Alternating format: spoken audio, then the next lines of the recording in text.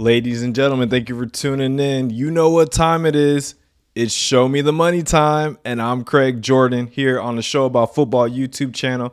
Every week, I'm bringing you the latest business news here in college football, whether it's NIL, whether it's new coaching contracts, whether it's new brand deals, TV deals, media rights, whatever, anything having to do with money, business, and college football, you'll have it here. Again, I'm Craig Jordan. Let's get right into it. So the biggest news over the last week, of course, Nick Saban from the University of Alabama, the longtime head coach, retired. And we got a new guy at the helm now, Kalen DeBoer from the University of Washington. He is going to be the new and next head coach at the University of Alabama. Now, some numbers about Kalen DeBoer's hire at the University of Alabama. First and foremost, no numbers have been released quite yet. They're still pending right now. I think they're in contract negotiations, or maybe they just don't want to release it. But what I do know is that Kalen DeBoer's buyout at Washington was $12 million, which in this case, in the instance where a coach decides to depart the program, whether it's via a hire or voluntarily, usually what happens is the university goes ahead and foots the bill for the buyout. So Alabama will probably be paying $12 million to buy out Kalen DeBoer at the University of Washington. Now, some things to note.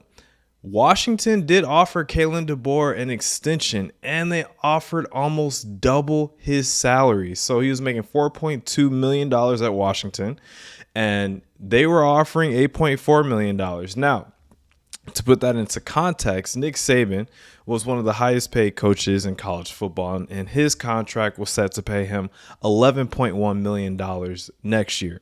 So Kalen DeBoer wasn't too far away from Nick Saban numbers. I'm just really curious to what Alabama's offering him, because now with the new Big Ten, Washington going to the Big Ten, new media rights deals, etc., you kind of wonder if this decision was financial or if this decision was strictly from a career aspect. He wanted to up his game, new conference, new league, etc. I don't know.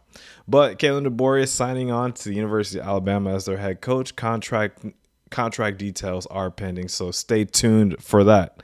Now, next up, Jedd Fisch, former Arizona head coach, has signed a 7-year, $54 million deal with the University of Washington to replace DeBoer. Now, Jedd Fisch's buyout was $5.5 million, which the University of Washington will probably cover that buyout with some of the Alabama buyout money for Kalen DeBoer. Now, Jedd Fisch, again, he was the University of Arizona's head coach. He brought that program back from the brink. What happens when you bring a program back from the brink of destruction? You become a hot name in the coaching carousel. And we see Jedd Fisch definitely capitalizing on his success and going to, I would say, a bigger program in the University of Washington. University of Washington is going to be in the Big Ten next year, part of the Big Two conferences, Big Ten, SEC.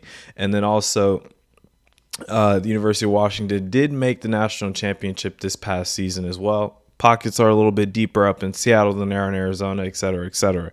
So good move for Jedd Fisch. Again, he signed a 7-year, $54 million deal with Washington to be their next head coach. So the coaching carousel continues, ladies and gentlemen.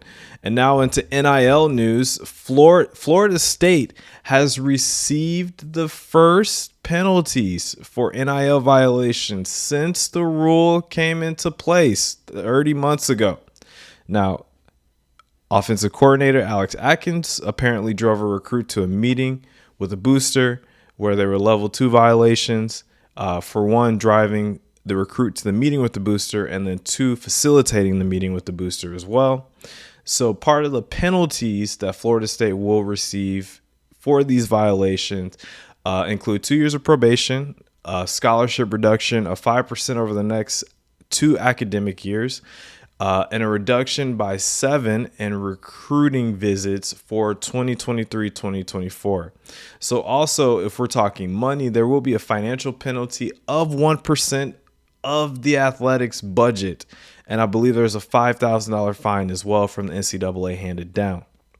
Now, On the NIL front, the school must also disassociate from this NIL representative, aka booster, and then also the school must disassociate from the NIL collective for a year. And in that year, the NIL collective cannot contribute to the athletic program in any way, nor can Florida State accept any NIL money from this collective as well. So, big ruling here. NIL is kind of one of those things where it is the Wild Wild West at this point, ladies and gentlemen. And we don't really, a lot of the rules aren't really rules. They're more guidance handed down from the NCAA. And then also on top of that, the rules are changing every day. Every day we get new NIL rules, new NIL guidance handed down from the NCAA. So this is an interesting ruling.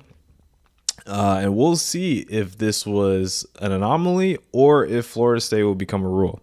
Will become kind of the, hey, don't do what Florida State did or else this is what's going to happen. We will see. Now, in other NIL news, top quarterback from 2025. I know we're still in 2024 when it comes to recruiting, but top quarterback from 2025, Bryce Underwood, commits to LSU. So his NIL valuation is $521,000 according to On3. He's one of the earliest commits. He has offers from a plethora of schools, including Michigan, Michigan State, and also Alabama. So he committed to play at LSU early, and in the process, he definitely increased his value by committing to LSU too as well. And in the NIL indexes, the high school top 10 currently sits at $5,926,000. That is an increase of $138,000 over the last week. Again, the top value player right now is Julian Sain, quarterback out of Carlsbad, California. And then also the biggest jump in value we saw over the last week is Ellis Robinson, the fourth cornerback from IMG Academy. His valuation increased by $72,000 over the last week, an 11% increase. And in the college football top 10 NIL index currently sits at $21,500,000, and that's an increase of $100,000 from last week's index. Of course, top value player still sits with Shedeur Sanders, quarterback out of Colorado, valued at $4 million. And the biggest jump, especially following a national championship win, quarterback J.J. McCarthy out of Michigan, his valuation jumped $220,000. Of course, J.J. McCarthy has declared for the NFL draft. So we'll see how much money he can go for at the NFL draft and on the open NFL market.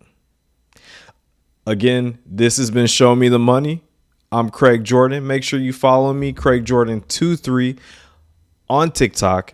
I am also at JTJumps23 on Twitter and also JTJumps23 on IG as well.